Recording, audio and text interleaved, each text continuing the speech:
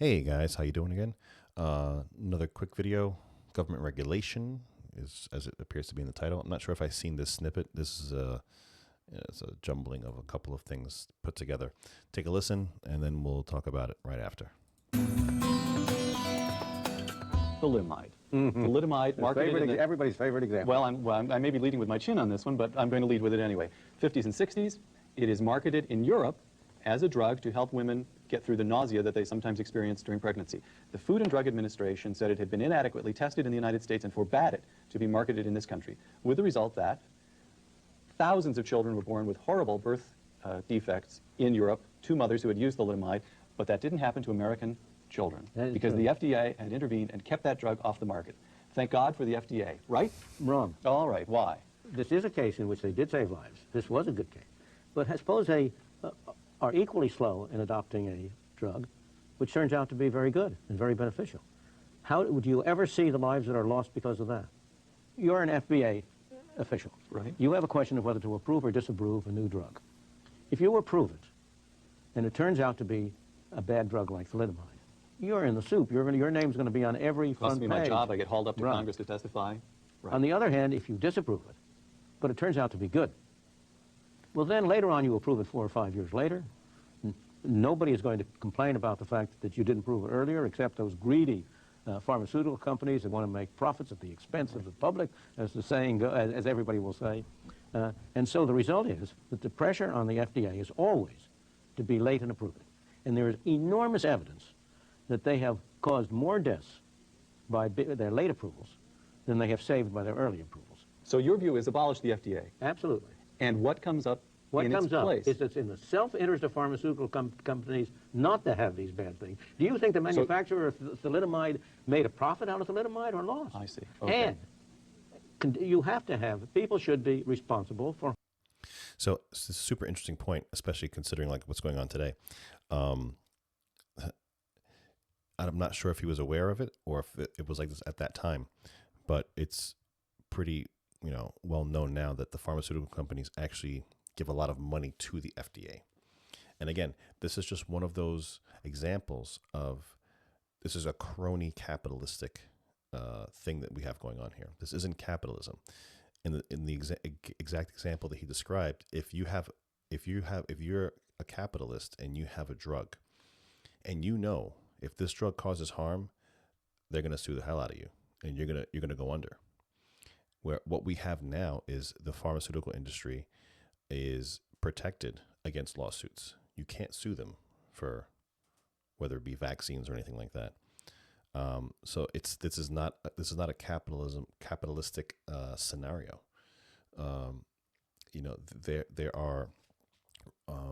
They're being protected by the government. But let's hear what else we got going on. Harm that they do. It should have been possible. So tort law takes care of a lot of this. Absolutely. All right. If Lilly or Merck or somebody else comes up with a drug that does me harm, I go after them. I join a class action with everybody else who's taken that pill, and we sue them for billions of dollars and wipe out their shareholders' equity. Absolutely. Seeing that, they have every interest to be extremely rigorous in testing that drug before they make it available. Let me give you a different example.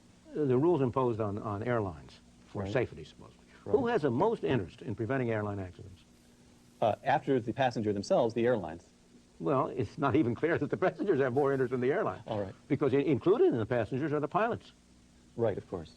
Why is the government going to improve airline safety? How are they going to do it? How do they add any incentive to anybody to improve airline safety? Recent years, it was very tough for a dieter to pick up a package in the grocery store and figure out what the ingredients were, what the carbohydrate content is, the fat calories, and so on and so forth. So the government imposes quite modest rules for posting the nutritional values on packages in the grocery store. Now you can pick and say, this has so much fat, this has less fat, I'll buy this. Now isn't that a modest and completely acceptable government intervention? But let's keep going. All right. And the government also prevents useful information from being passed on. Let me give you the simplest example. All right. Aspirin. I know, and I know, that you're well advised to take an aspirin every other day to reduce the danger of heart attack. Right. But that's not allowed to be stated on an aspirin package. On account of? FDA prohibited. They control the information that can be stated on a label. Right. Now, there are some libertarian manufacturers of drugs who have tried to push through the idea that they can put on their thing. This is what the FDA says, and this is what we say. Choose. And they're not being allowed to do it. They're not even being allowed to do that. So that if customers really wanted to know about the ingredients, it would be in the self-interest of the people producing it to put it on their packages. Those packages that had the ingredients on it would be more attractive to consumers than those that didn't. But now, it's always a mystery to me why people think that some experts in a Washington office who don't know you, don't know me, don't know our children, know better than you and I do what we want to have on our packages and what we want our children to know. Once again, on balance, get rid of the FDA. Absolutely. Get rid of these government regulations. Absolutely. The FDA initially had the requirement to assure the safety, but not the efficacy, of the drugs that they approved. With the so-called Kefauver amendments that came in as a result of thalidomide, which you brought up, the FDA expanded its mandate that it is required to assure both the safety and the efficacy of the drugs. And that has enormously raised the cost of getting drugs approved. I see. And if you wanted to have a halfway house, you could go back to the earlier standard where the FDA had to certify the safety, but did not have to express a judgment on the efficacy. The FDA simply ensures that pharmaceutical companies live up to the old dictum, first do no harm. Right. This pill may not change your life, but it won't hurt you. Right. Therefore, it may be marketed. Yeah. Okay. Now, let me move to another case, and this one I think is pretty tough, Milton, for a libertarian. All right? So you're allowed to take a deep breath before I hit you with this one if you want to. Civil rights.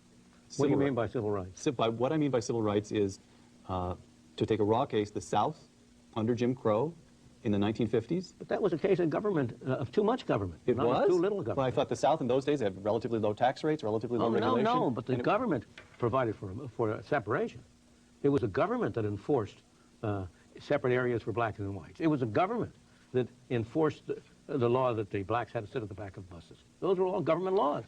In the absence of those government laws, it wouldn't have taken place? In other words, in the absence of government laws, you would have had a gradual development. It would have taken place somewhere and not otherwhere. And you would have, and look what happened in the North, where there weren't those government laws. Right. There may have been, Dave, undoubtedly, don't misunderstand me, there is prejudice. There's no question. Right. And undoubtedly it has bad effects on various people. But in the absence of the laws in the South, it would have broken down much faster and much earlier. That's, if you could cite any case for libertarianism, that's it. Yeah, sorry about the dogs barking there. But yeah, it's he's like the OG libertarian. If you guys not really sure what that is, we'll get into that another time. But just the notion of the government trying to fix things, anything really. He can just go down the line, example upon example upon example, of where that it just fails. It doesn't work the majority of the time. Yeah, he's great. Thanks guys for coming out. Like, share, subscribe. We'll do another one